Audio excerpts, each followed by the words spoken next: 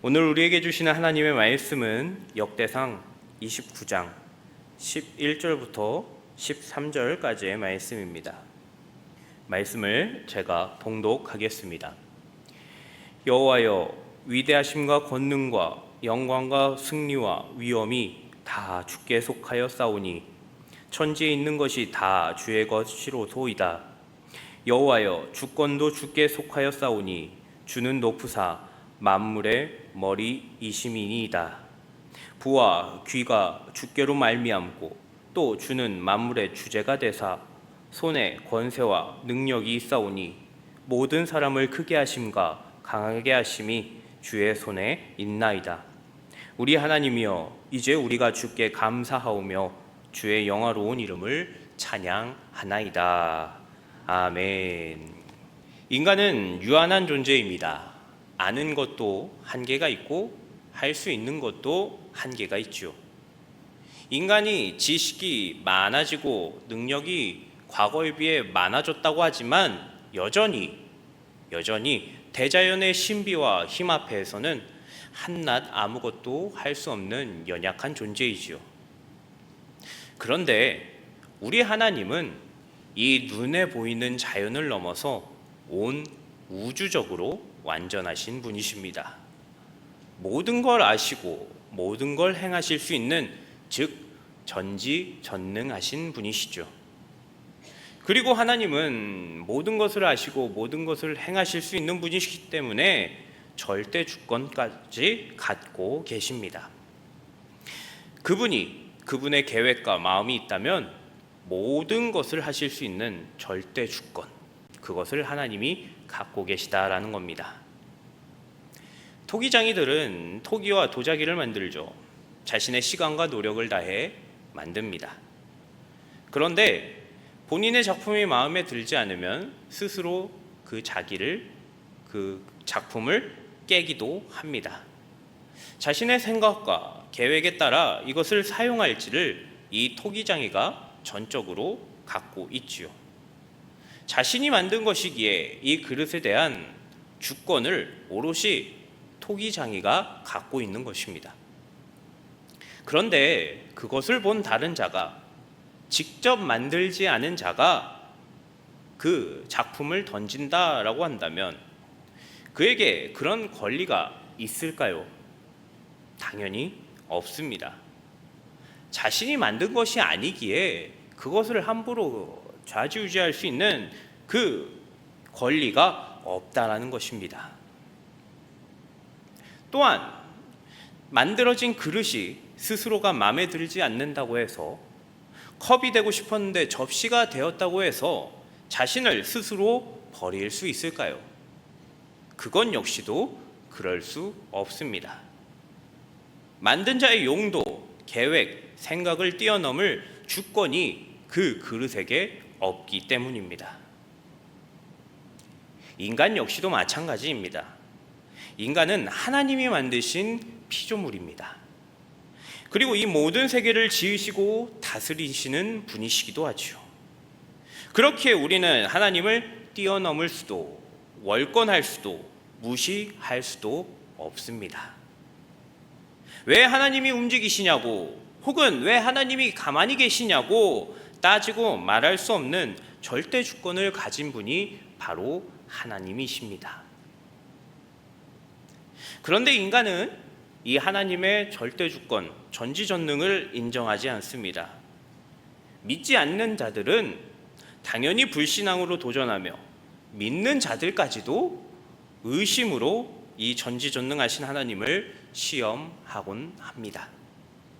자신의 삶이 어렵다고, 지금 내가 처한 상황이 이게 맞냐며, 하나님을 믿으면 이렇게 살아서는 안 되는 거 아니냐며 이 하나님의 전지전능을 의심합니다. 이런 인간의 연약함을 잘 나타내는 성경이 바로 구약의 욥기이지요. 욥은 의인이었습니다. 당대 누가 뭐라 해도 의인이다라고 할 만큼 인정한, 하나님마저도 인정했던 의인이 바로 욥이었습니다. 그러나 이런 의인이 고난이 찾아오니 하나님의 전지전능하심을 의심하기 시작합니다. 처음에는 끝까지 믿음을 지키는 것 같아 보였으나 욥에게도 고난이 끝이 없는 것 같자 하나님께 투정하기 시작합니다. 하나님이 어디 계시냐며, 하나님을 신실히 믿은 나를 이렇게 두어서 되겠냐며 하나님께 따지고 원망하며 하나님을 찾아 부르짖었습니다. 그렇게 자신의 절대 주권을 침범하고 전지전능하심까지 무시하는 욥에게 하나님께서는 폭풍우 가운데 찾아오십니다. 그리고 욥에게 나오신 하나님은 다른 것 하지 않으시고 피조물인 욥은 절대 알 수 없는, 대답할 수 없는 질문들을 던지시죠. 네가 이 땅에 기초가 세워졌을 때 어디 있었느냐? 바다와 땅의 경계를 나누고 하늘의 전체를 만들 때 너는 어디 있었느냐? 이 지구의 모든 현상들이 어떻게 나타나는지 알고 자연체계가 어떻게 이루어지는지 아느냐? 아니면 네가 죽음과 사망을 직접 보고 다스린 적이 있느냐? 라면서 인간이 도저히 대답할 수 없는 질문들을 물어보시죠. 이런 질문 가운데 과연 그 누가 쉽게 대답할 수 있을까요? 감히 어떤 인간이 하나님이 이렇게까지 말씀하시는데 당당히 말할 수 있을까요? 그래서 욥은 다시금 하나님의 전지전능하심과 절대 주권을 인정하고 깨달으며 이렇게 말합니다. 욥기 40장 3절에서 4절 말씀, 욥이 여호와께 대답하여 이르되 보소서 나는 비천하오니 무엇이라 주께 대답하리이까 손으로 내 입을 가릴 뿐이로소이다. 하나님의 전지전능을 깨닫는 순간, 내가 하나님 앞에 아무것도 할 수 없는 연약한 피조물임을 깨닫는 순간 욥은 아무것도 대답할 수 없습니다 라고 대답한 겁니다. 우리 역시 하나님의 전지전능하심 앞에 욥과 같이 조용히 잠잠히 있어야 하는 존재임을 기억해야 합니다. 모든 것을 아시고 모든 것을 다 행하실 수 있는 전지전능하신 하나님, 그 하나님 앞에 나는 잠잠히 있어야 하는 존재임을, 그리고 그의 주권, 그의 절대 주권 아래에서 내가 감히 도전하고 따질 수 없는 존재임을 기억해야 하죠. 오늘 이 시간 우리가 함께 하나님의 전지전능하심을 깨달을 수 있는 시간이 되길 소망합니다. 그래서 이 하나님의 전지전능하심이 있기에 우리가 피조물임을 깨닫고 그분의 절대 주권 역시 인정할 수 있는 자들이, 그런 시간이 될 수 있기를 소망합니다. 그래서 이제 우리가 함께 하나님의 이 속성을 우리가 함께 이해해 보려고 합니다. 먼저 알아볼 속성은 우리 하나님은 모든 것을 행하시는 분이시다라는 겁니다. 즉 전능하신 분이다라는 거죠. 하나님께서는 아무것도 없는 세상 속에서 창조를 하셨습니다. 무에서 유를 만드신 진짜 창조 말입니다. 하나님께서는 이 땅의 모든 것을 창조하셨습니다. 창세기에도 이 땅을 창조하신 분이 하나님이라고 명백히 말하며 이 땅에 아무것도 없을 때 하나님이 창조하심을 분명히 말하고 있죠. 그런데 그 모든 것을 창조하신 그 과정이 어떠했냐? 바로 말씀으로 창조하셨습니다. 창세기 1장에서 나와 있는 하나님의 창조의 모습을 보면 이렇게 기록되어 있죠. 태초에 하나님이 천지를 창조하시니라. 하나님께서 천지를 태초에 만드셨다라고 분명히 말하면서 하나님이 다른 것들을 다 만드시면서 어떻게 만드셨냐를 3절에서 말하고 있는데요. 하나님이 이르시되 빛이 있으라 하시니 빛이 있었다라고 말합니다. 하나님이 이르시되, 즉 말씀하셨답니다. 빛이 있으라 말씀하시니 빛이 생기고 물이 있으라 하니 물이 생긴 것입니다. 즉 하나님께서는 말씀으로 이 모든 것을 만드신 전능자라는 것입니다. 사람은 어떤 노동을 통해서, 어떤 노력을 통해서만 결과를 얻을 수 있습니다. 그런데 하나님은 그 모든 것을 뛰어넘으셔서 말씀으로 만드셨다라고 하십니다. 힘도 시간도 모두 초월하시고 말씀 하나만으로도 이 세상의 모든 것을 행하실 수 있는 분이 바로 하나님이신 것입니다. 이처럼 우주와 시간을 초월해 모든 것을 하실 수 있는 하나님께서는 당연히 인간의 세계 안에서도 모든 것을 하실 수 있습니다. 물리적인 이 세계 안에서도 하나님은 모든 것이 가능하신 분이다라는 겁니다. 인간의 역사를 다스린 분 역시도 하나님이셨죠. 그 역사를 다스리는 것은 그 역사를 다스리는 것을 가장 잘 나타내는 것이 바로 전쟁입니다. 하나님은 수많은 나라의 역사를 좌지우지하셨습니다. 한 나라가 흥하게도 일순간에 망하게도 하신 분이셨죠. 이스라엘이 출애굽했을 당시에 하나님께서는 애굽 온 지역에 재앙을 내리셨습니다. 또한 이스라엘이 본격적으로 가나안으로 들어갈 때 그들의 싸움을 이기게 하신 분도 하나님이셨습니다. 사사시대 때 믿기지 않는 기적과 같은 승리 가운데에서도 또한 다윗이 골리앗을 비롯한 블레셋과의 전투에서 승리할 때도 하나님은 그들에게 역사하셔서 승리를 내려주셨습니다. 뿐만 아니라 이스라엘의 역사만 다스리신 것이 아니라 열방을 모두 심판하셨습니다. 남유다가 멸망하는 것으로 그치지 않으시고 하나님을 무시하고 교만했던 주변의 나라들까지도 하나님의 심판이 있었죠. 자신들의 힘으로 우상들의 힘으로 사는 것 같아 보인 그 이방 나라들이었으나 그들의 역사 역시 주관하신 분이 바로 하나님이시다라는 겁니다. 즉 믿는 자들의 역사 가운데에만 계신 분이 아니라 모든 열방 가운데 계시는 분이 바로 하나님이시다라는 겁니다. 다니엘 4장 35절에서는 하나님께서 이렇게 말씀하셨습니다. 땅의 모든 사람들을 없는 것 같이 여기시며 하늘의 군대에게든지 땅의 사람에게든지 그는 자기 뜻대로 행하시나니 그의 손을 금하든지 혹시 이르기를 내가 무엇을 하느냐고 할 자가 아무도 없도다라고 기록되어 있죠.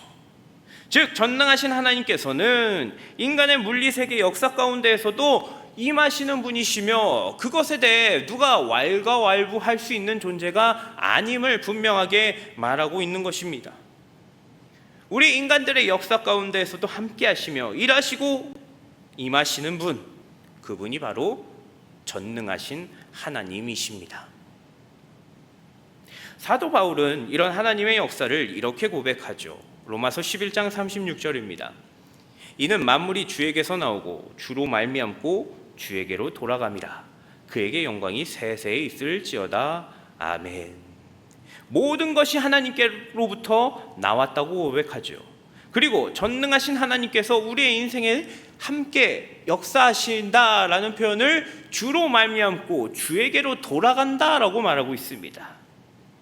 즉 모든 것이 하나님께로부터 나온 이 하나님의 역사, 전능하신 하나님께서 우리의 인생에서 역사하시는 그 역사, 그것을 고백하며 그의 영광을 높여드립니다라고 바울이 말하고 있는 것이죠.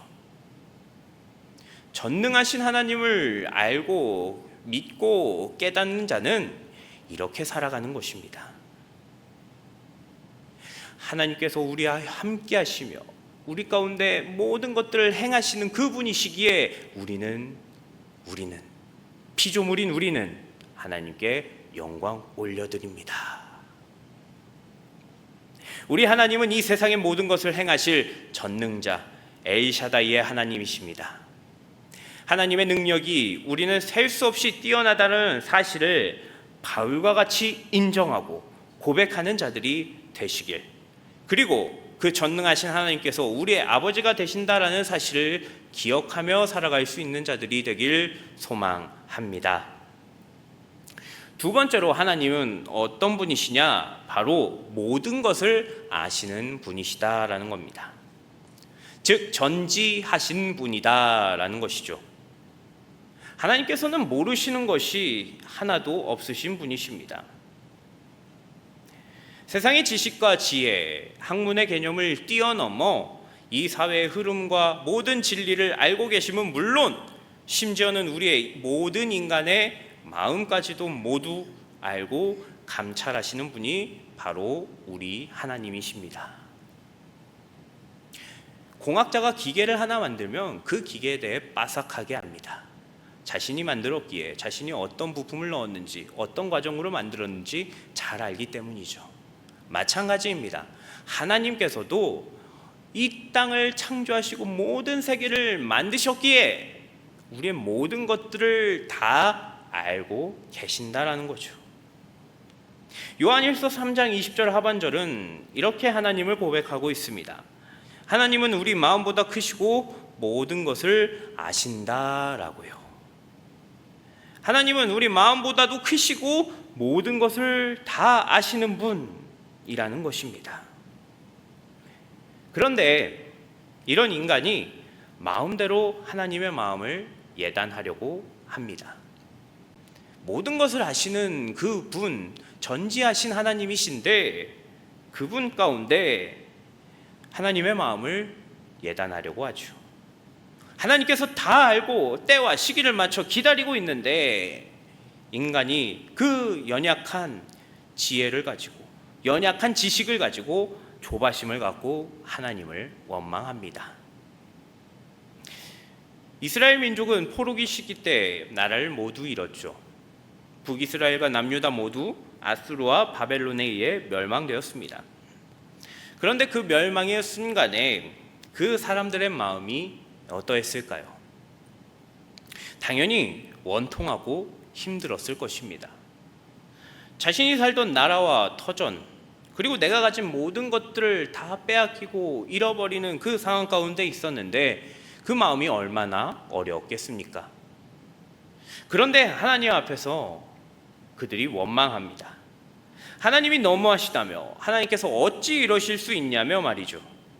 하나님의 말씀을 전하는 선지자들까지도 하나님 앞에 속상함을 토로하기도 했죠. 하지만 하나님께서는 분명하게 사람의 생각보다 훨씬 뛰어넘는 계획을 갖고 계셨습니다. 바로 그들을 향한 구원의 계획이었죠. 단순히 나라를 회복하는 개념이 아닌 죄의 모든 것이 해결되는 구원을 하나님께서 계획하신 것입니다. 그래서 이스라엘을 향해 하나님은 이렇게 말씀하셨죠. 이사야 55장 말씀입니다. 이는 내 생각이 너희의 생각과 다르며 내 길은 너희의 길과 다름이니라. 여호와의 말씀이니라. 이는 하늘이 땅보다 높음같이 내 길은 너희의 길보다 높으며 내 생각은 너희의 생각보다 높음이니라. 사람이 이해할 수 없는 길, 사람이 볼 수 없는 계획이 있다. 너희가 다 알 수는 없을지라도, 그래서 나에게 원망하고 속상하다 할지라도 전지한 나의 생각이 있음을 알라라고 분명하게 말씀하신 것입니다. 그리고 그 구원의 계획은 바로 메시아 예수님이셨죠. 자신의 아들이신 성자 예수님을 보내주셨습니다. 그런데 이건 역시도 사실 인간의 생각에는 전혀 말이 안 되는 계획이었습니다. 좌정하셔서 이 땅을 호령하시며 왕으로 사셔도 되는 분께서 누추한 행색과 더불어 가난한 자들에게만 찾아가셨습니다. 그리고 자신이 온 이유가 섬김을 받으러 온 것이 아니며 도리어 자신을 대속물로 주시기 위해 이 땅에 오셨다라고 하십니다. 하나님께서 이 땅에 육신으로 오신 것만으로도 이해가 되지 않는데 심지어 죽으셔야 한답니다. 십자가에 못 박히시고 고난 받으셔야만 한다라고 말씀하셨습니다. 이러니 세상 사람들이, 아니 제자들도 그 말을 듣고 가만히 있을 수가 없었습니다. 예수님, 그렇게 하셔서는 안 됩니다. 그런 일이 있다면 제가 말리겠습니다 라며 하나님의 일을 전혀 이해하지 못했습니다. 하나님의 전지하신 그 하나님의 계획이 있는데 말이죠. 이런 예수님의 모습을 본 세상 사람들은 이렇게 말합니다. 저게 무슨 신이야? 자신도 하나 얻지 못하는 저 사람이 어떻게 인류를 구원할 메시아야? 라고 말하며 그의 십자가를, 그의 복음을, 또한 그를 믿는 우리를 미련하다라고 말합니다. 하지만 이 세상이 미련하다라고 말하는 이것이 바로 하나님의 지혜입니다. 바로 하나님의 지혜의 극치다라는 거죠. 고린도전서에서는 이 하나님의 구원의 신비, 예수 십자가의 신비를 하나님의 전지하심을 통해 말하고 있습니다. 고린도전서 1장 21절은 하나님의 지혜다, 아무도 예상 못한 방법으로 구원하심이 하나님의 지혜다라고 말하고 있습니다. 21절 말씀, 하나님의 지혜에 있어서는 이 세상이 자기 지혜로 하나님을 알지 못하므로 하나님께서 전도에 미련한 것으로 믿는 자들을 구원하시기를 기뻐하셨도다라고 말하고 있죠.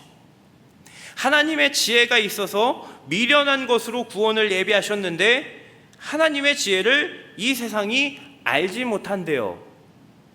미련한 것이라 치부하고 여겼다라고 말하고 있죠. 왜? 신이 죽는 건 세상의 상식과 지식에 반하는 행동이니까요. 강하고 세고 힘이 있는 신이라면 당연히 군림하고 경배받아야 하는 것이 세상의 생각이니까 그들이 받아들이지 못했대요. 그런데 하나님은 이 세상에 미련한 것을 통해 구원시키신 이유를 이렇게 말하고 있습니다. 고린도전서 1장 27절과 29절 말씀 이렇게 기록되어 있죠. 그러나 하나님께서 세상에 미련한 것들을 택하사 지혜 있는 자들을 부끄럽게 하려 하시고 세상에 악한 것들을 택하사 강한 것들을 부끄럽게 하려 하시며 하나님께서 세상에 천한 것들과 멸시받는 것들과 없는 것들을 택하사 있는 것들을 패하려 하시나니 이는 아무 육체도 하나님 앞에서 자랑하지 못하게 하려 하심이라. 아멘. 이 세상은 강자를 찾습니다. 똑똑한 사람, 많이 가진 사람, 권력이 있는 사람, 그런 사람들을 찾죠. 그러니 세상 가운데에서 악한 사람들은 어깨를 피며 살기를 너무나도 어렵습니다. 그런데 이런 상황 속 구원까지도, 하나님을 믿어야 하는 구원까지도 이런 세상의 상식으로 이루어진다면 인간들이 얼마나 낙심했겠습니까? 그리고 인간들이 얼마나 교만해졌겠습니까? 내가 더 많이 가졌으니까 구원받는 거야. 내가 더 똑똑하니까 구원받는 거야. 내가 더 많은 힘을 가졌으니까 구원받는 거야 라며 인간이 스스로 교만했을 것입니다. 그래서 하나님은 이 구원이 오롯이 하나님의 은혜라는 사실을 알려주고 싶으셨습니다. 다른 것으로 구원을 얻는 것이 아니다. 그 누구도 자랑할 수 없는 이건 나의 사랑, 나의 은혜, 완벽한 구원이야 라고 선포하신 것이죠. 세상은 이해할 수 없는 성자의 죽음, 십자가의 죽음이 사실은 하나님의 은혜로만 구원받을 수 있도록 만드신 하나님의 지혜라는 것입니다. 인간은 감히 상상도 할 수 없고 생각도 미치지 않는 그 방법, 그 완전한 지혜로 이루신 구원의 계획이 이 전지하신 하나님의 극치이자 절정입니다. 세상도 마찬가지고 우리 믿는 사람들도 하나님의 지혜를 의심하곤 합니다. 하나님이 정말 좋은 방법으로 우리를 이끄시는 것인가 의심하곤 하죠. 그러나 하나님께서는 우리는 알 수 없는 지혜로 우리를 선하게 이끌고 계시다라는 것을 우리는 믿고 확신해야 합니다. 우리를 구원하신 그 구원의 방법이 세상은 전혀 생각지 못한, 세상은 미련하다라고 말했던 그 방법으로 우리를 구원시켜 주셨던 것처럼 우리가 비록 우리의 눈으로 봤을 때 이것이 과연 좋은 것인가 싶더라도 하나님은 자신의 지혜로 우리를 분명하게 이끌어주고 계신다라는 것입니다. 모든 것을 다 아시는 하나님은 우리를 절대로 악한 곳으로 이끄시지 않으시죠. 그렇기에 우리는 겸손히 그분을 신뢰하며 살아가야 합니다. 바울은 전지하신 하나님을 로마서를 통해 이렇게 고백하며 말하고 있습니다. 로마서 11장 33절입니다. 깊도다 하나님의 지혜와 지식의 풍성함이요 그의 판단은 헤아리지 못할 것이며 그의 길은 찾지 못할 것이로다. 아멘. 그의 지혜 안에 우리는 아무것도 할 수 없는 자라는 사실, 그리고 우리는 그의 지혜와 지식에 못 미치며 우리의 판단과 계획을 훨씬 앞서는 하나님께 경배와 찬양을 고백하며 살아가야 합니다. 우리 수정동교회는 이런 교회가 되어야 합니다. 모든 것을 아시는 하나님을 제가 의심하지 않고 믿음으로 살겠습니다. 모든 것을 아시는 하나님 앞에 저는 그저 영광과 찬양과 고백을 올려드리며 살겠습니다 라고 고백하면서 말이죠. 전지하신 하나님, 모든 것을 아시는 하나님, 그 하나님을 인정하고 찬양하며 살아갈 수 있는 저와 우리 수정동교회 모든 성도님들이 될 수 있기를 소망합니다. 그런데요, 이 전지전능하신 하나님, 이 하나님께서 절대 주권을 가지고 모든 것을 마음대로 움직이셔도 되는 하나님께서 우리에게 은혜를 주셨습니다. 바로 자유의지라는 것을 말이죠. 우리 하나님께서는 분명히 본인께서 다 제어하실 수 있습니다. 충분히 가능하십니다. 그런데 하나님은 우리를 너무나 사랑하심과 동시에 존중하고 있다라는 것입니다. 우리 피조물인 우리가 하나님의 뜻대로 좌지우지되며 살아도 되는 충분한 존재이지만 하나님은 그렇게 살지 않으시고 우리 사랑하는 우리를 존중하시며 우리의 뜻과 우리의 의지를 배려하시며 하나님의 역사를 이뤄가고 계시다라는 겁니다. 피조물인 우리가 하나님 앞에 하나님과 같이 자유로운 삶을 살도록 기회와 존중을 주심이 어찌 감사한 일이 아니겠습니까? 이렇게 전지전능하신 하나님께서, 절대 주권을 가진 하나님께서 우리를 단순한 피조물로 여기시지 않는다라는 것이 바로 하나님이 주신 자유의지 안에 있는 것입니다. 마음대로 해도 되는 분께서 우리와 함께 그분의 역사를 이뤄 가신다라고 이야기하시는 것이죠. 그러니 우리가 우리의 인생을 자유롭게 살 수 있다라고 해서 우리의 마음대로 살아서 될까요? 당연히 안 됩니다. 우리가 모든 것이 가능한 존재이나 죄를 짓고 악을 행하며 살아서는 안 되는 것이죠. 하나님께서 주신 자유의지를 그렇게 사용해서는 안 되는 것입니다. 바울과 베드로는 고린도전서와 베드로전서를 통해 그리스도인들이라면 자유의지를 가지고 마음대로 살면 안 된다라고 말하며 이렇게 권면합니다. 고린도전서 10장은 이렇게 말합니다. 모든 것이 가하나 모든 것이 유익한 것은 아니요 모든 것이 가하나 모든 것이 덕을 세우는 것이 아니다. 베드로전서에서는 이렇게 말하고 있죠. 너희는 자유가 있으나 그 자유로 악을 가리는 데 쓰지 말고 오직 하나님의 종과 같이 하라라고 말합니다. 즉 우리가 하고 싶은 게 있고 우리의 자유를 하나님께서 존중하시는데 그 존중하심을 통해서 우리가 마음대로 살라라고 말하지 않고 하나님 앞에 선을 이루고 또 하나님의 종과 같이 악한 데 쓰지 말고 하나님의 종과 같이 살아가야 한다라고 분명하게 말하고 있는 것이죠. 다윗은 이런 전지전능하신 하나님을 인정하며 살아간 자 중에 한 명이었습니다. 자신이 하나님께 은혜를 받으며 살아가며 많은 것을 누리기도 했지요. 또한 자신의 잘못된 선택들로 인해 죄악 가운데 있기도 했었습니다. 그러나 그럼에도 그의 인생 가운데는 중심이 분명히 있었습니다. 바로 전지전능하신 하나님, 그 하나님의 주권을 인정하며 살아가는 모습이었습니다. 때로는 자신이 하고 싶은 대로 할 수도 있는 존재였지만 그 가운데서도 다윗은 끝까지 자신의 뜻대로, 자신의 행위대로 살지 않으려 노력했습니다.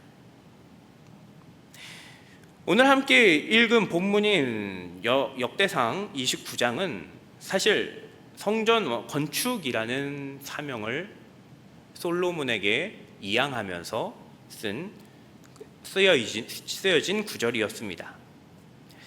성전 건축이라는 이 사명을 사실 다윗은 평생의 소망으로 품고 살았었죠. 하나님의 집을 짓겠노라, 정말로 내가 너무나도 짓고 싶다라고 평생을 이 사명을 감당하고 싶어 했습니다. 원하고 바라고 평생을 자신이 원했더니 소망했던 바였기에 이 일을 할 수 있는 환경이 주어졌을 때 다윗이 얼마나 나서고 싶었겠습니까? 하지만 그 일을 하나님은 하지 못하도록 막으십니다. 다윗이 때 하지 못하고 솔로몬이 할 수 있도록 만드시죠. 이 말을 들었을 때 우리라면 얼마나 억장이 많이 무너졌을까요? 내가 평생 원하고 소망한 것을 하나님이 아시지 않습니까? 그런데 어찌 이러실 수 있겠습니까? 라며 따지고 원망했을 수도 있습니다. 그런데 다윗은 그 가운데에서도 자신의 욕심과 욕망을 내려놓습니다. 자신의 의지를 내려놓고 절대 주권의 하나님을 인정하고 고백하며 나아가죠.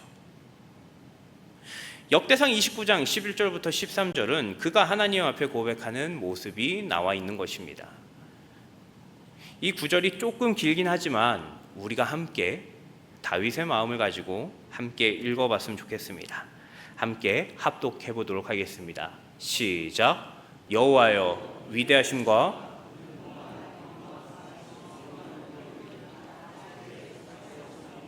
천지에 있는 것이 다 주의 것이로소이다.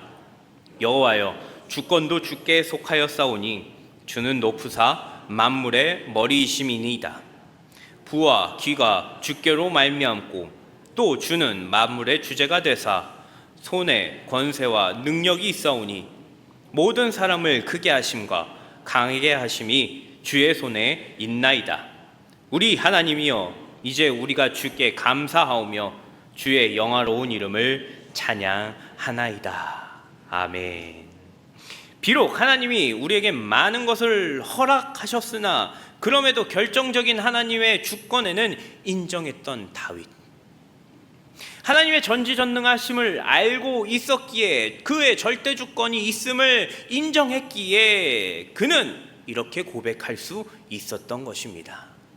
하나님, 제발 이거 내가 하게 해주세요 라고 하며 하나님을 따지며 원망했던 것이 아니라 하나님 앞에 순응하며 하나님의 뜻을 받아들이며 그의 주권을 인정한 그 모습이 바로 우리의 모습이어야 할 것입니다. 오늘 말씀을 기억하며 우리 수정동교회는 전지전능하신 하나님을 인정하고 그의 주권까지도 인정할 수 있는 자들이 되길 소망합니다. 하나님께서는 이 땅을 모두 만드셨고 모든 것을 아시며 우리의 마음까지도, 우리의 가장 좋은 것까지도 다 아시는 분이십니다. 그런데 우리가 그의 주권을 인정하지 않고 끝까지 반항해서 좋을 것이 무엇이 있겠습니까? 인생의 선택을 하나님께서 임의로 움직이시지 않으시고 우리에게 선택할 수 있게 하시고 자유롭게 주셨는데 그 절대 주권을 무시해서는 안 될 것입니다.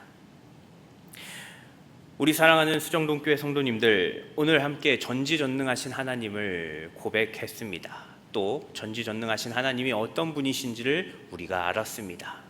그렇기에 우리는 하나님의 절대 주권 아래 그의 전지전능하심을 인정하며 살아가는 자들이 되어야 합니다. 그런데 우리의 인생이 그의 주권 아래에만 있는 것이 아니라 하나님께서 우리에게 선택할 수 있는, 뜻대로 행동할 수 있는 자유의지까지 주셨습니다.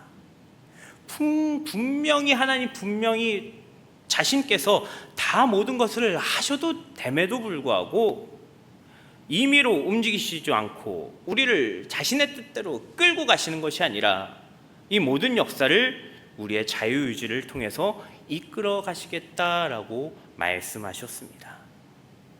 우리를 당신처럼 아끼시고 존중하시기에 그 모든 것을 받아주신 하나님, 그 은혜를 주신 하나님께 감사하며 살아갈 수 있는 자들이 되길 소망합니다.